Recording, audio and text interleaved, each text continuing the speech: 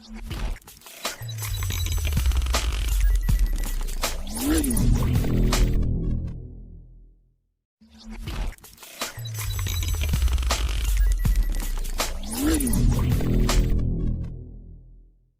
while discussing about the haploid parthenogenesis, to avoid the confusions, you just think about the birth of Jesus Christ from Mother Mary. It is a haploid fertilization which involves the participation of a female gamete only and gives rise to a male individual. So by haploid parthenogenesis, the haploid egg will provide male individuals only.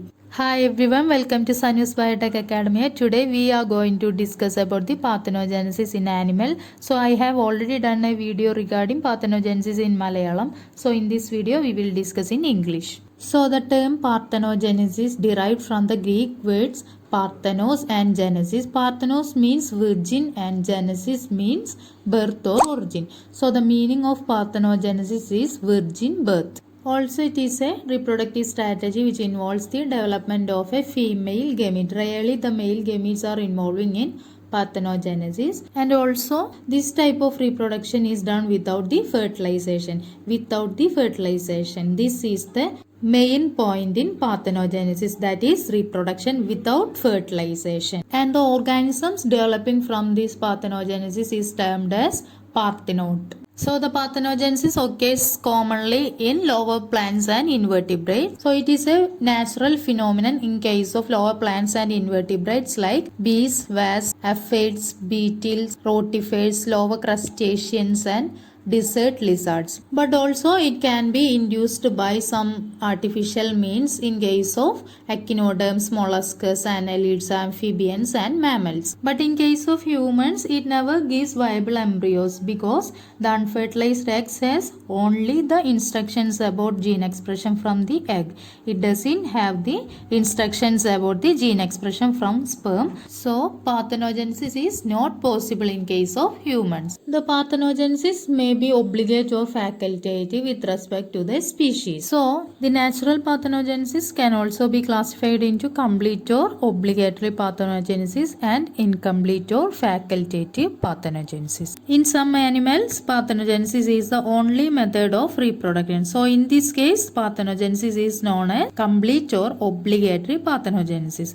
So in this form of parthenogenesis, the meiosis is either lacking or is followed by a compensatory restitution process. We will discuss about the restitution process later in this video. The examples for obligate or complete parthenogenesis are cladocerans and rotifers. Also, here the population exhibiting total parthenogenesis or complete parthenogenesis consists of females only. Here there is no males. But in case of facultative or incomplete or cyclic parthenogenesis, there is a switching between parthenogenesis and sexual reproduction or fertilization occur according to the environmental condition. It is observed in aphids, wasps and rotifers, and also in such cases the fertilized diploid eggs produce and the unfertilized eggs will develop males. So in many species this type of parthenogenesis occur, that is incomplete or cyclic or facultative parthenogenesis. The switching between parthenogenesis and sexual reproduction.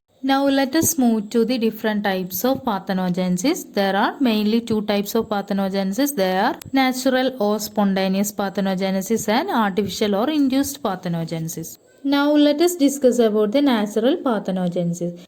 In a few species, parthenogenesis is a regular natural phenomenon. Such spontaneously occurring parthenogenesis is natural parthenogenesis. With respect to the chromosome number, there are two types of natural parthenogenesis have been recognized. They are haploid parthenogenesis and diploid parthenogenesis. First of all, let us discuss about the haploid parthenogenesis or arenotoky. So, in some animals, the haploid egg develops into the haploid embryo with the same number of chromosomes, that is haploid in nature. Such a type of reproduction is termed as haploid parthenogenesis or arenotoky. So, all the haploid individuals developed are thus males. Here, there is no females are produced by haploid haploid parthenogenesis. Females are produced only by the diploid individuals formed by the fusion of egg and sperm. Here there is no fusion of egg and sperm. Here only the haploid egg is there and it develops into haploid embryo and gives the individuals of haploid, that is males. And arenotoky occurs in some insects, rotifers and arachnids. So in case of honeybees and wasps, the males are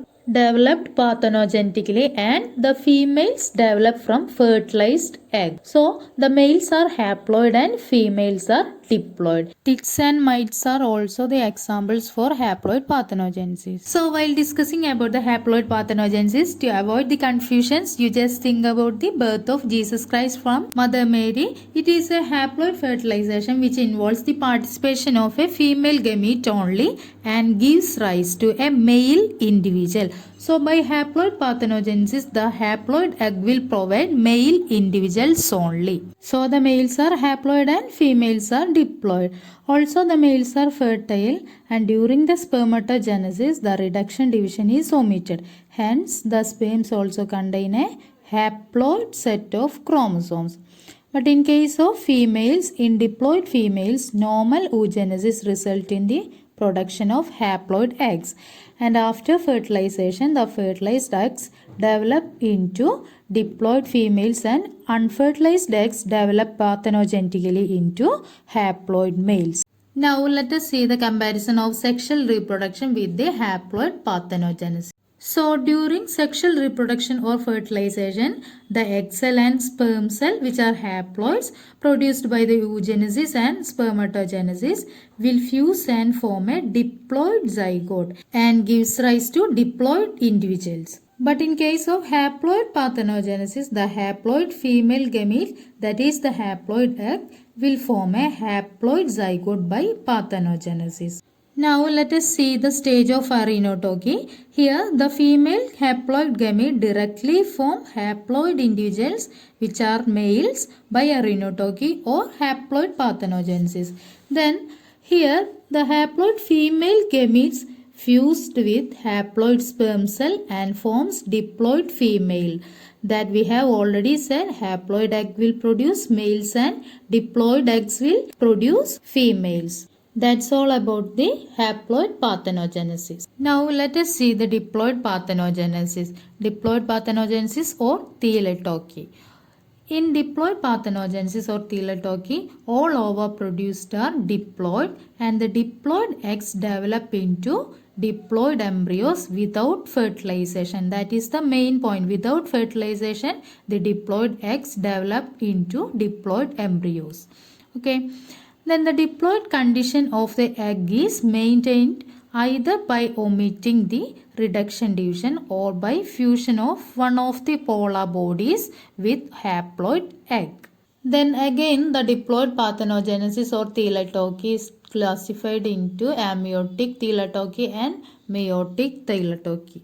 Now let us see the amniotic teletoky. As its name suggests, in amniotic teletoky, the diploid eggs are formed without reduction division. Here during oogenesis, the first meiotic or reduction division does not occur, but the second meiotic division occurs as usual, and such eggs contains the diploid number of chromosomes and develop into new individual without the fertilization. So the examples for amniotic teletoky are crustaceans and insects. That's all about the amniotic teletoky. Now let us discuss about the meiotic teletoky. Some eggs develop by the usual process of oogenesis, but in certain cases at some stage of reduction division, certain anomalies occur which result in the production of a diploid ovum that develops into diploid individual.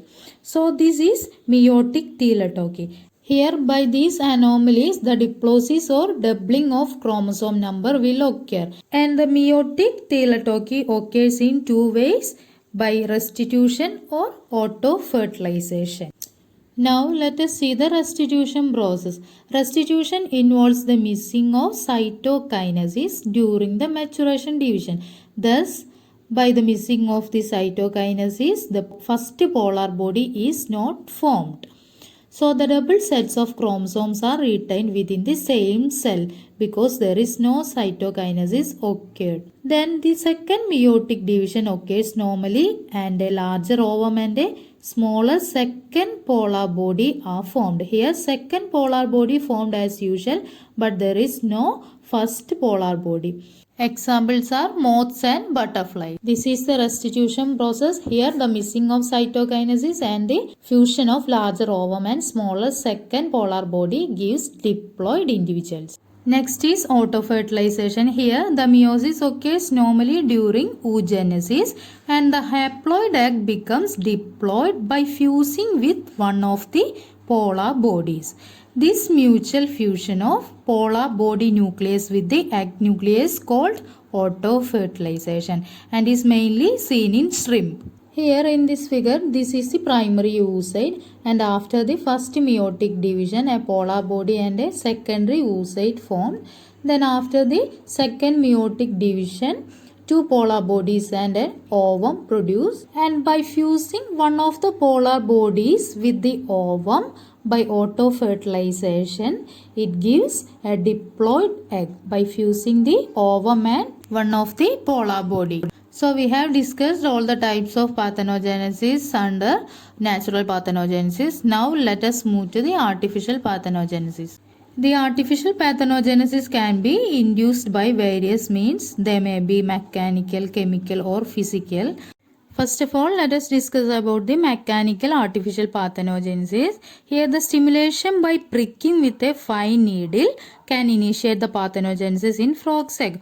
Also, the introduction of cellular components like mitochondria into the egg using a micropipette will activate the egg to undergo artificial parthenogenesis. So, by pricking or by introducing the cellular components into the egg, we can induce the artificial parthenogenesis. Next is chemical artificial parthenogenesis. So a wide variety of chemical agents are used to cause initiation of parthenogenesis in sea urchin's egg. Some of these agents are hypertonic and hypotonic seawater and salts of sodium, potassium, magnesium, etc. And also the weak organic acids like butyric acid, lactic acid and oleic acid. Also the fat solvents like chloroform, ether, benzene and also urea and sucrose. So these are the chemicals which can induce the artificial parthenogenesis. Next is physical artificial parthenogenesis. Here the temperature shocks like short time exposure to warm or cold water like 32 degrees Celsius or at 10 degrees Celsius and also by electric shock or UV light etc. can also induce artificial parthenogenesis. So these are the methods to induce the parthenogenesis artificially. We have discussed all the chemical artificial parthenogenesis, physical artificial parthenogenesis and also mechanical artificial parthenogenesis. And the first artificial parthenogenesis was demonstrated in sea urchin. Now let us discuss about the significance or advantages of parthenogenesis. In some cases, parthenogenesis has so many advantages over the sexual reproduction. They are, as a means of reproduction, parthenogenesis is a simple and easier means of reproduction in cases where fertilization fails to occur. Then, as a means of sex determination and control of sex ratio, parthenogenesis also has a major role. As the sex is determined by the chromosomes, parthenogenesis plays a role in determining the ratio of males and female in a population. For example, in case of honeybees, all the unfertilized eggs develop into males and the fertilized eggs into females. So, the sex is determined. And next is escape from sterility. In case of triploid and pentaploid organisms, sexual reproduction is impossible and hence they are sterile. In such cases, parthenogenesis has major role in reproduction. Next advantage is the prevention of wastage of energy. In mating and sexual reproduction, it involves the utilization of much energy. So, in parthenogenesis, it doesn't require mating and avoid the sexual reproduction. Thereby, they can save the energy. So, these are the advantages of parthenogenesis. Now, let us discuss about the disadvantages of parthenogenesis. In individuals of parthenogenetic generation, sometimes it fails to adapt themselves in the environment and they are eliminated out in the struggle for existence. As parthenogenesis does not allow the recombination and exchange of genes, if some non-adaptive characters are present, the whole generation possesses the same non-adaptive characters and therefore they have less chance of survival. So these are the disadvantages of parthenogenesis. So we have discussed about the parthenogenesis and its type. I hope you all understand this lecture. If this video is useful for you, please like and share. Also, don't forget to subscribe my channel and press bell icon. Thank you.